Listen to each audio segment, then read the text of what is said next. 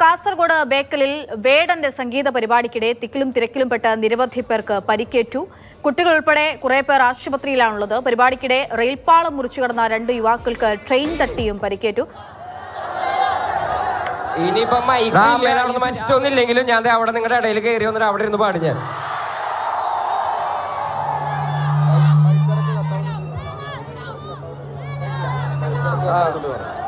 അണ്ണ എന്റെ മൈക്കിടക്ക് കട്ടാവണ്ടേ പോണ്ട്.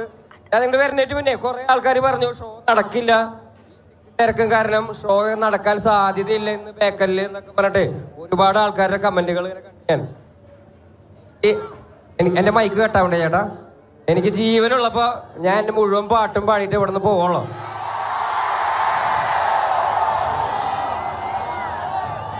ഇനിയിപ്പം മൈക്കില്ല, ഈ സിസ്റ്റം ഒന്നും ഇല്ലെങ്കിലും ഞാൻ അവിടെ നിങ്ങളുടെ ഇടയിൽ കയറി വന്നിട്ട് അവിടെ ഇരുന്ന് പാടി ഞാൻ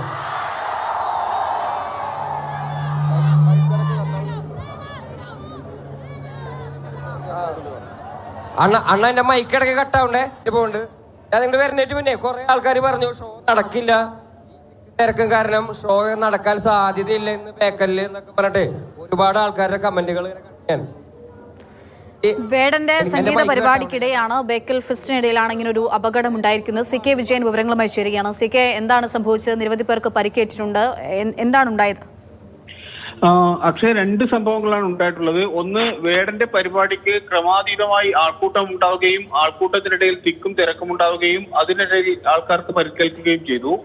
അതോടൊപ്പം തന്നെ ഇത് നിർത്തിവെച്ചതിന് ശേഷം പുറത്തേക്ക് പോകുമ്പോൾ റെയിൽവേ ട്രാക്കിലൂടെ നടന്നു പോകുമ്പോൾ ട്രെയിൻ തട്ടി 2 പേർക്ക് ഗുരുതരമായി പരിക്കേറ്റു. അതിൽ ഒരാളുടെ മരണം സംഭവിച്ചു എന്നും പറയുന്നുണ്ട്. പക്ഷെ അത് പൂർണ്ണമായും സ്ഥിരീകരിച്ചിട്ടില്ല. അത്തരത്തിൽ വലിയ രീതിയിലുള്ള ആൾക്കൂട്ടം ഉണ്ടായതാണ് ഈ പ്രശ്നങ്ങൾക്കെല്ലാം തന്നെ കാരണം.